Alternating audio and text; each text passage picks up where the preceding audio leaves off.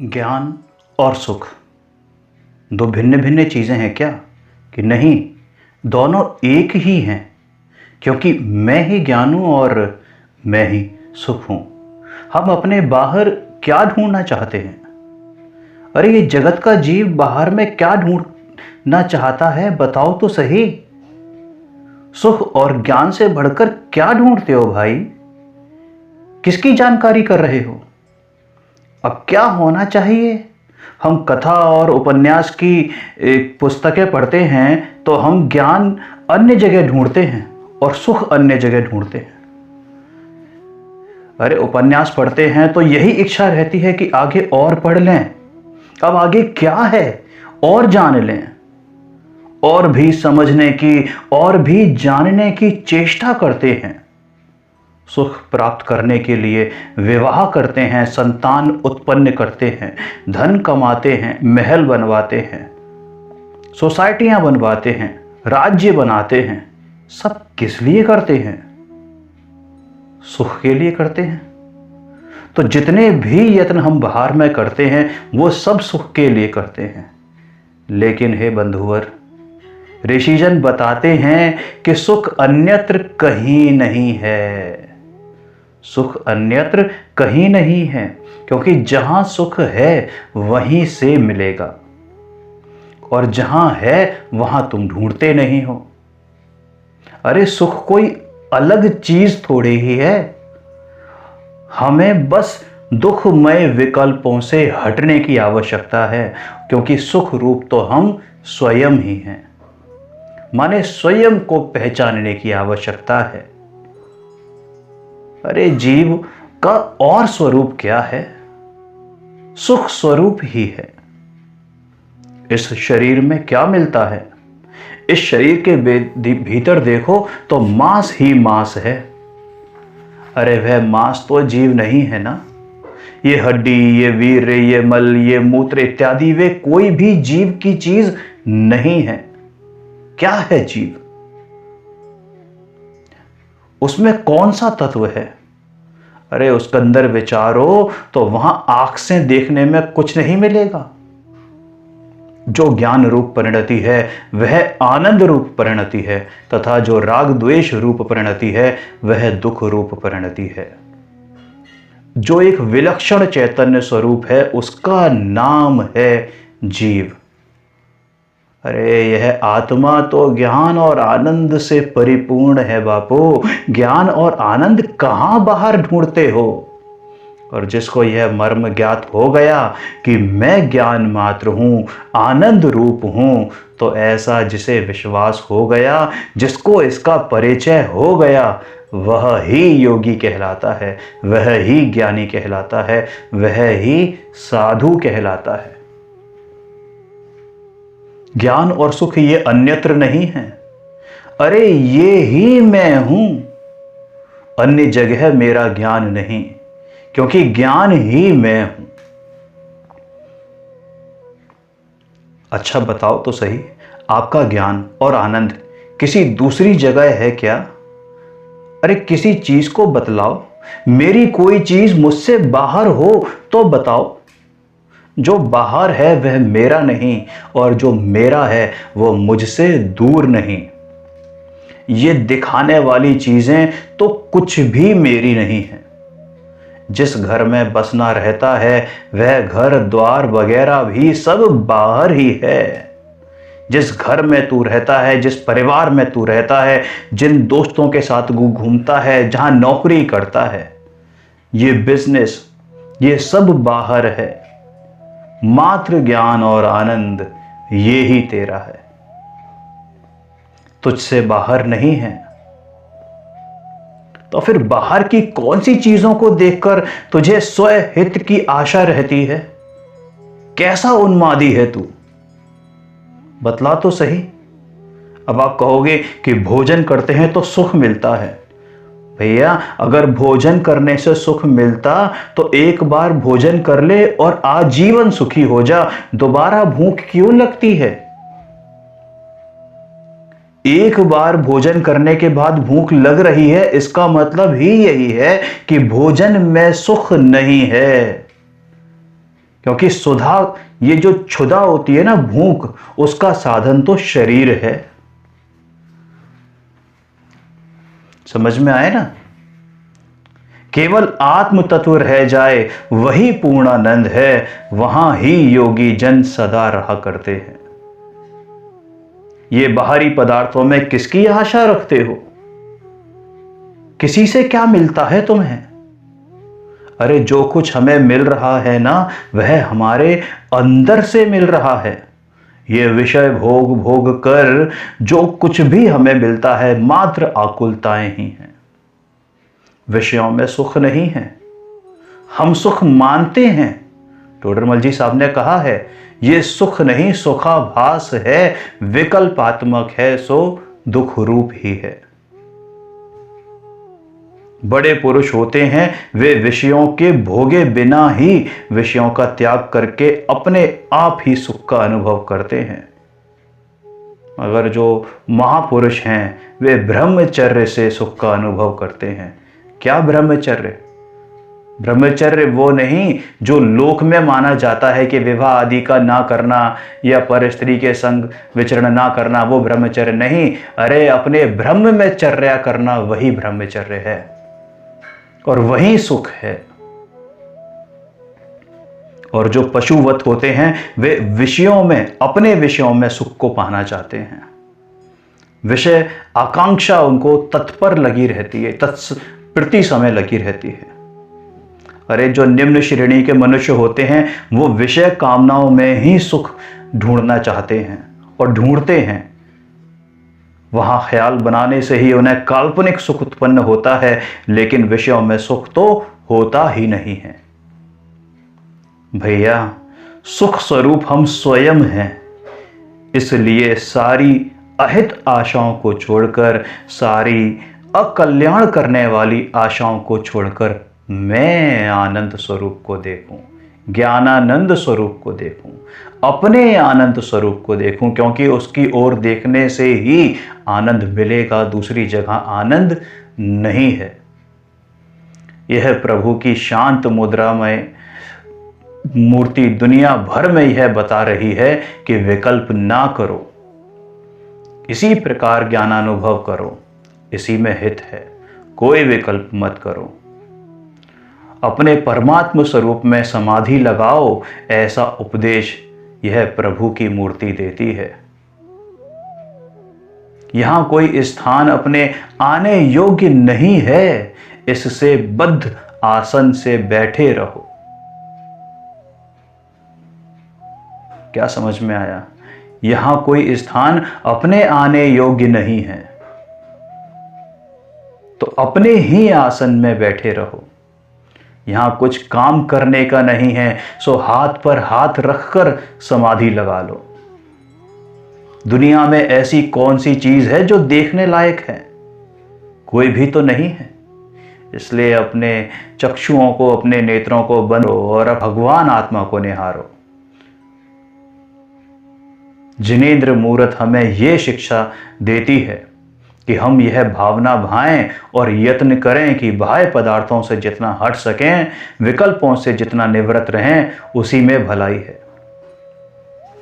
सो अब मैं अपने बाह्य पदार्थों की आशा को त्याग कर अपने आप सुखी हूं। देखो, मैं एक ज्ञान स्वरूप हूं, इसलिए तो हमारे और प्रभु के स्वरूप में कोई अंतर नहीं है। भूतकाल जो आपका सो मेरा वर्तमान, और वर्तमान सो आपका वो भविष्य मम जान। जो प्रभु का स्वरूप है वही मेरा और आपका स्वरूप है। मात्र अंतर पड़ गया है तो केवल एक दृष्टि का अंतर पड़ गया है। मैं शुद्ध, पवित्र, आनंदमय अपने स्वरूप को देखूं और जो राग द्वेष बाधक हैं उनसे अलग रहूं। इस वृत्ति से मेरा राग द्वेष छूट जाए तो हमारी प्रभुता अभी के अभी प्रकट है। जैसे कोई पत्थर होता है ना, मान लो संगमरमर, मार्बल। अब यह इच्छा है कि उसमें भगवान बाहुबली स्वामी की मूर्ति बने। बाहुबली स्वामी की मूर्ति का नक्शा लिया किसी कारीगर से कहा कि देखो भैया, बाहुबली स्वामी का ऐसा नक्शा बनाना है, ऐसी मूर्ति बनानी है। खूब दिल भर के उसने फोटो को देखा और कारीगर ने कहा कि बन जाएगी। अब बताओ, कारीगर उस पत्थर से कैसे बाहुबली स्वामी की मूर्ति बनाएगा? बाहर से लाके कुछ जोड़ेगा क्या? कुछ नहीं करेगा। उस मूर्ति को उसने ध्यान लगाकर देख लिया, उसने उस मूर्ति को उस पत्थर में देख लिया जहां वह मूर्ति अभी के अभी विराजमान है। उसे केवल उस ढकने वाले पत्थरों को निकालना है, केवल तराशना है। मिट्टी लगाकर मूर्ति को तैयार नहीं करना है। वह मूर्ति जिस रूप में निकलेगी वह तो पत्थर के अंदर है। अब कारीगर तो छेनी हथौड़े से पत्थरों को काटकर अलग करेगा। जो बेकार के पत्थर हैं उनको काटकर अलग करेगा। कारीगर को मूर्ति बनाने में कुछ मिलाना नहीं है, कुछ बाहर से लाना नहीं है। केवल मूर्ति के ढकने वाले पत्थरों को अपनी छेनी हथौड़ी आदि से हटाना है। मूर्ति बनाने के लिए कुछ लाने का काम नहीं है। अरे लाना क्या है, वह तो मूर्ति स्वयं ही है।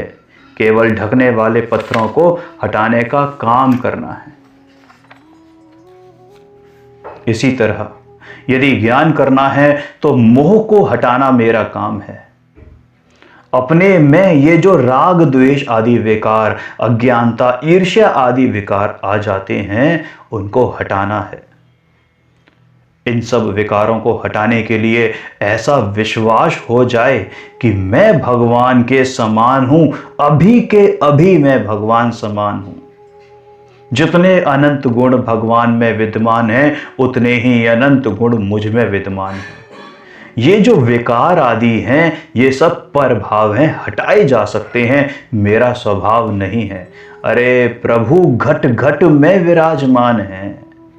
प्रभु अलग से कोई जीव नहीं है, स्वयं ही जीव प्रभु है, जीव में प्रभुता है।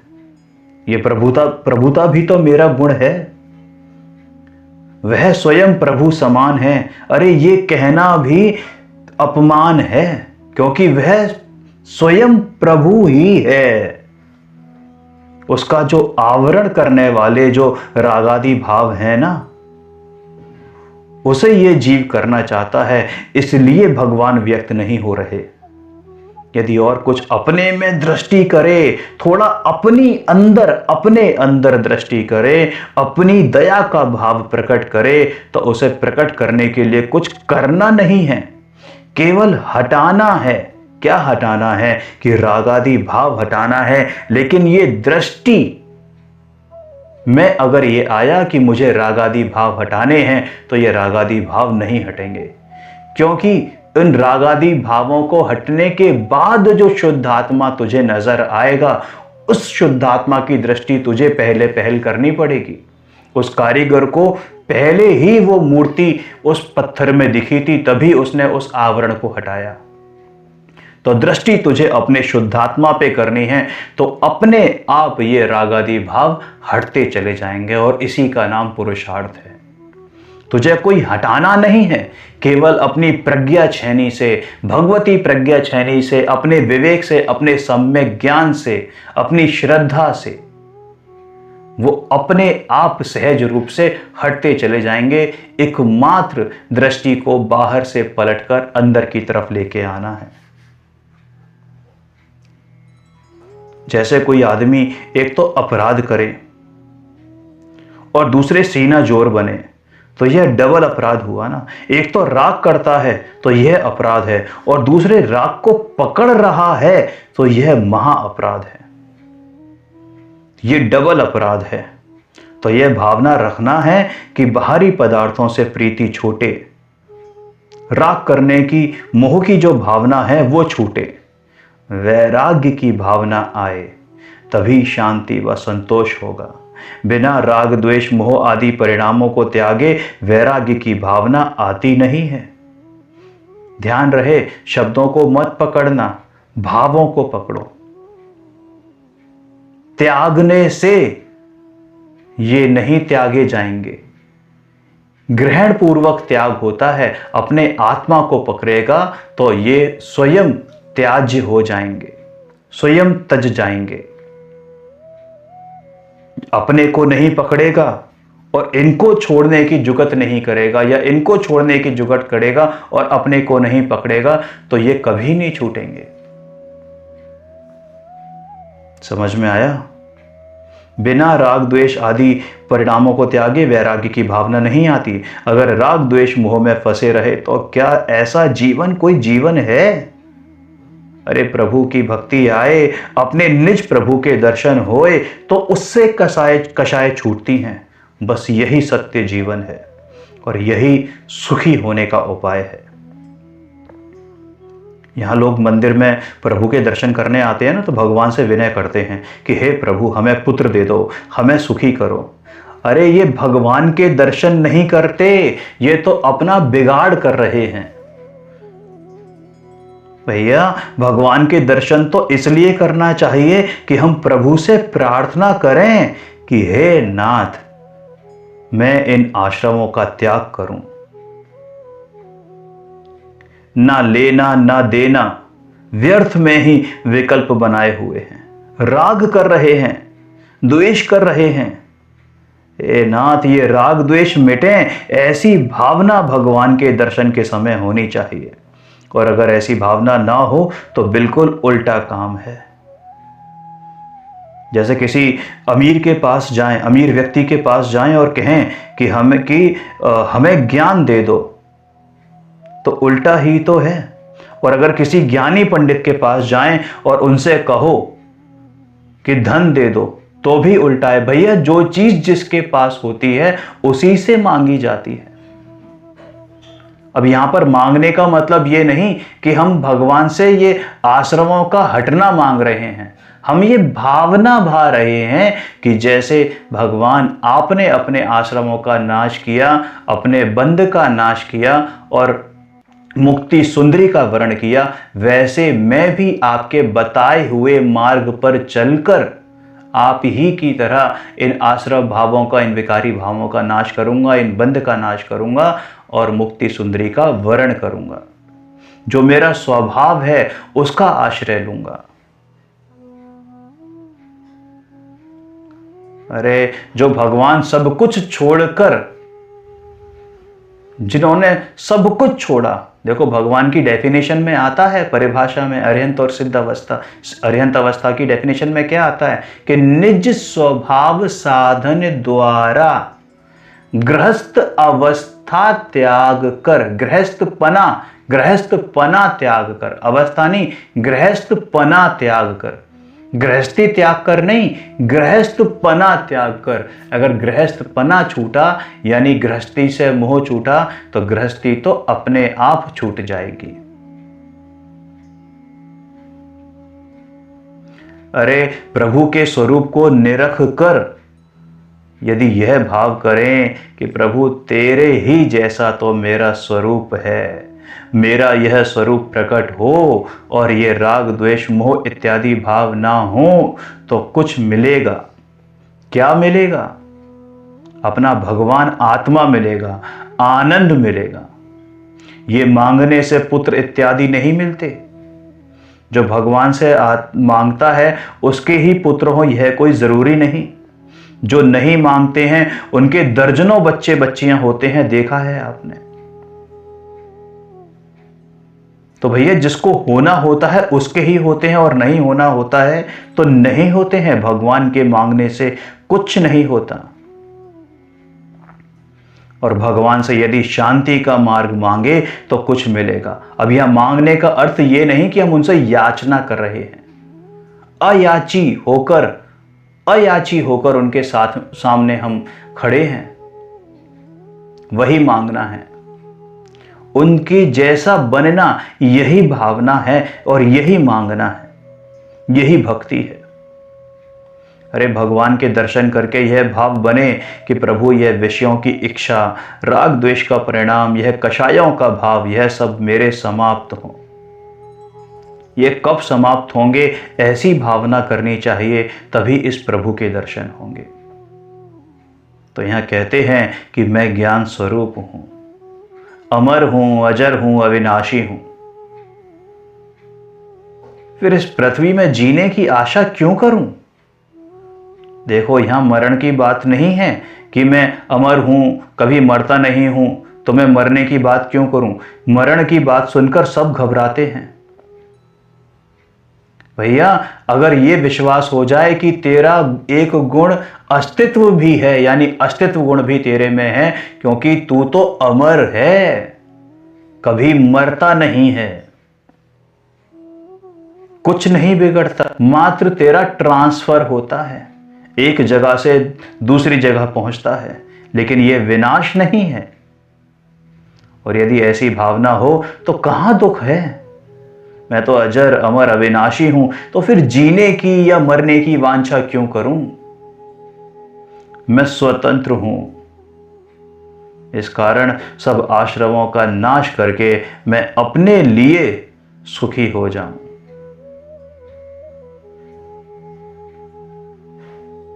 आशाओं का हुआ खात्मा, है ना, आशाओं का हुआ खात्मा। तो ये आशाएं जब खत्म हो जाएंगी, किसके प्रति आशाएं हैं, ये लौकिक वांछा की, ये लौकिक सुख सुविधा की आशा, ये समाप्त हो जाए।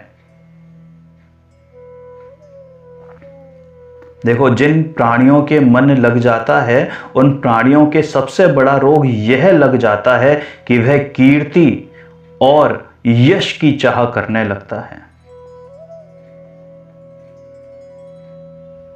कौन मन लग जाता है, मतलब यहां संगी पंचेंद्रिय जीवों की बात है। लेकिन प्रभु, ये मत भूलना कि तू ना संगी है ना असंगी है, तू तो मात्र जीव है, मात्र जीव है। ये संगी असंगी तो पद हैं जो तेरा पद नहीं है। सिद्ध भगवान संगी हैं या असंगी हैं, बताओ जरा। अरे, उनके संगी असंगी पना कहां से आया, समझ में आया। देखो, जिन प्राणियों के मन लग जाता है, उन प्राणियों के सबसे बड़ा रोग यही रहता है कि कीर्ति और यश चाहिए, और जिसके मन नहीं है, ऐसे प्राणी को मात्र विषयों की ही बात लगी रहती है। भाई, कीर्ति को कौन चाहता है, हम तो अदृश्य हैं, सिद्ध समान हैं। मैं दूसरों के द्वारा देखने में नहीं आ सकता, और जब हम दूसरे को नहीं देख सकते तो फिर कीर्ति क्यों कौन चाहे, यश कौन चाहे। अरे, जिनको हम कीर्ति दिखाना चाहते हैं, अपनी फेम, अपनी पॉपुलैरिटी दिखाना चाहते हैं, वो हमें कुछ नहीं देते, दे नहीं सकते, तो किसको दिखाना है। अरे, मैं तो अदृश्य हूं, अपने आप को विचारूं कि मैं तो अदृश्य हूं, केवल ज्ञान स्वरूप हूं, ज्ञान आकार हूं, ये चक्षु इंद्रिय से दिखने वाला नहीं हूं, दूसरे के ज्ञान में आने वाला नहीं हूं, मात्र अपने ज्ञान में या फिर केवली के ज्ञान में आने वाली वस्तु हूं। मैं किसको अपनी कीर्ति दिखाना चाहूं, क्या उन केवली को अपनी कीर्ति दिखाना चाहूं, क्या उन केवली से ज्यादा है मेरी कीर्ति। भैया, ये कीर्ति के संबंध में साहित्यिक लोग ये कहते हैं कि कीर्ति तो आज तक कुंवारी ही रह रही है, क्योंकि इस कीर्ति को कोई वर नहीं सका है, आज तक इसका किसी से विवाह नहीं हुआ है। क्योंकि जिसको कीर्ति की चाह है, उसे कीर्ति मिलती नहीं है, और जिसको कीर्ति चाहती है, उसको कीर्ति की चाह नहीं है। इसलिए कीर्ति की तो शादी हो नहीं सकी, अब तो कीर्ति कुंवारी ही रह गई है। जो कीर्ति चाहते हैं, सम्मान चाहते हैं, उन्हें कीर्ति नहीं मिलती, मान चाहते हैं, उनको कीर्ति नहीं मिलती, और जिनकी कीर्ति छाई हुई है, उनको कीर्ति की चाह नहीं है। भगवान महावीर की कितनी कीर्ति है, लेकिन भगवान महावीर को कीर्ति की चाह रंच मात्र भी चाह नहीं थी, ना है। समझ में आया। सबसे बड़ी कीर्ति है भगवान की। देखो, भगवान की उपासना करते हैं, प्रभु का नाम लेते हैं, उनका गुणानुवाद करते हैं, ये तो कीर्ति का एक माप है। सबसे बड़ी कीर्ति है भगवान की। हर एक के मुख से भगवान का नाम निकलता है। तो ये जो लौकिक कीर्ति है वो भगवान जैसी किसी की हो सकती है क्या? लेकिन उन भगवान को कीर्ति की चाह नहीं है। वे तो सर्वज्ञ हैं, वीतरागी हैं। अरे जो कीर्ति को चाहे वह स्वयं अशुद्ध है। तो अशुद्ध ना होता हो तो कीर्ति को ना चाहो। अपने स्वरूप में ही दृष्टि दो कि मैं ही शुद्ध स्वरूप हूं, मैं शुद्ध हूं, बुद्ध हूं, अविरुद्ध हूं, ज्ञान स्वरूप हूं, आनंद स्वरूप हूं, ज्ञानानंद स्वरूप हूं। इस लोक में कीर्ति को क्यों चाहूं? इस लोक में तो नाम के लिए मरना, कीर्ति के लिए मरना निपट अज्ञान है। अब किसी को वश करना हो, किसी से काम लेना हो, उसकी बड़ी सुगम औषध ये है कि उसकी प्रशंसा कर दो। जो काम डांट कर नहीं ले सकते वह काम उसकी प्रशंसा करके ले सकते हो। कोई बच्चा बड़ा शरारती है, उसको दंड देकर ये सारी शरारत मिटाना चाहता है तो बहुत कठिन है बापू, जरा सी प्रशंसा कर दो। तू तो राजा बेटा है, बड़ा भोला है, भाला है, तुझे ऐसा नहीं करना चाहिए। तो ऐसा कहने से कदाचित वो शरारत छोड़ भी दे। किसी मनुष्य को कितना ही डांट डपट कर काम लेना चाहो तो बात बननी बड़ी कठिन है। बस थोड़ी सी प्रशंसा कर दो, कुछ गुणानुवाद कर दो, तो चाहे जितना काम ले सकते हो। समझ में आया? इस कीर्ति के कारण कितने ही लोग बर्बाद हो रहे हैं। श्रीमद जी कहते थे कि यदि ये मान कषाय इस मनुष्य भव में ना हो तो अभी के अभी मोक्ष है इस मनुष्य को। इस मनुष्य गति में ही मोक्ष होता। सबसे ज्यादा मान कषाय का से पीड़ित है ये मनुष्य। हर समय अपने चैतन्य प्राणों का घात कर रहा है। समझ में आया? एक बार की बात है, टीकमगढ़ में एक सुनारिन थी। वह अपने पति से बोली कि हमें 30 तोले के जो होते हैं ना कंदौनी समझ लो, वो बनवा दो। 30 तोले की कंदौनी बनवा दो जो कमर पे लगाते हैं। बहुत दिनों से लड़ाई चल रही थी। सुनार ने क्या किया कि किसी तरह से कर्जा लेकर 30 तोले की कंदौनी बनवा दी। वो पहन तो लिए, पर देश में रिवाज था मोटी धोती पहनने का। अब मोटी धोती पहनने के कारण होता क्या था कि पूरी कमर वो सब ढका रहता था। अब ढकने के कारण सब कुछ किसी को दिखाई नहीं देता था। तो किसी ने भी उस स्त्री से ये नहीं कहा कि तेरी कंदौनी बहुत अच्छी लग रही है। तो उसको मन ही मन बड़ा गुस्सा आया। उसने बड़ा हट करके यह गहना बनवाया था, पर किसी ने पूछा तक नहीं। उसके मन में यह गुस्सा बढ़ता गया तो उसने एक दिन अपनी झोपड़ी में आग लगा दी। और जब घर में आग लग रही थी तब बहुत घबराई। अब तो वह हाथ पसार पसार कर लोगों को आवाज दे देकर बुलाने लगी कि अरे दौड़ो, झोपड़ी जली जा रही है। बहुत से लोग आने लगे। और इस दौरान हुआ क्या कि उसकी जो साड़ी थी वो थोड़ी सी हट रही थी और वहां से कंदौनी चमक रही थी। ठीक है ना? हालांकि उस स्त्री का ध्यान उस कंदौनी पर नहीं था। वो तो उस आग को बुझाने के लिए गुस्से में और औरों को बुला रही थी और कहती जा रही थी कि वहां रस्सी पड़ी है, वहां कुआं है, वहां से पानी खींच के लाओ, अरे झोपड़ी जली जा रही है। इतने में किसी स्त्री ने उस स्त्री की वो कंदौनी देख ली और उस स्त्री ने उस कंदौनी वाली स्त्री से, उस सुनारन से कहा कि जी ये कंदौनी कब बनाई? बड़ी अच्छी लग रही है, बड़ी सुंदरी लग रही है। तो पता है उस सुनारन ने क्या कहा? गाली देके बोली, अरे पहले ही ये बात बोल देती तो घर में आग नहीं लगती। अरे भैया, ये सारा जगत इज्जत के पीछे मर रहा है। किसको इज्जत दिखाना चाहते हो? किसको अपनी महत्ता दिखाना चाहते हो? तुम तो अदृश्य हो, सिद्ध समान हो। इस लोक में तुम्हें कोई नहीं जानता, क्योंकि तुम तो मात्र ज्ञान स्वरूप हो। अपने आप को विचारो कि मैं तो अदृश्य हूं, ज्ञान मात्र हूं। इस लोक में क्या कीर्ति चाहूं, क्या मान चाहूं? यदि कीर्ति की चाह का त्याग हो जाए तो वास्तव में आजादी मिले। कीर्ति की चाह रहे तो आजादी खत्म हो जाती है, क्योंकि कीर्ति चाहोगे तो उसे पर के अनुकूल यत्न करना ही पड़ेगा। और वो जो पर के अनुकूल यत्न होगा वो जरूरी नहीं कि अच्छा ही हो। अगर आप शुभाशुभ की बात करते हो तो जरूरी नहीं कि प्रत्येक यत्न शुभ ही हो। झूठ भी बोलना पड़ता है। इसलिए इस कीर्ति की चाह की त्याग में ही स्वतंत्रता है, और इससे बढ़कर कोई सुख नहीं है। स्वतंत्रता ही एक महान सुख है। हूं स्वतंत्र निश्चल निष्काम, ज्ञाता दृष्टा आत्म राम। हूं स्वतंत्र निश्चल निष्काम, ज्ञाता दृष्टा आत्म राम।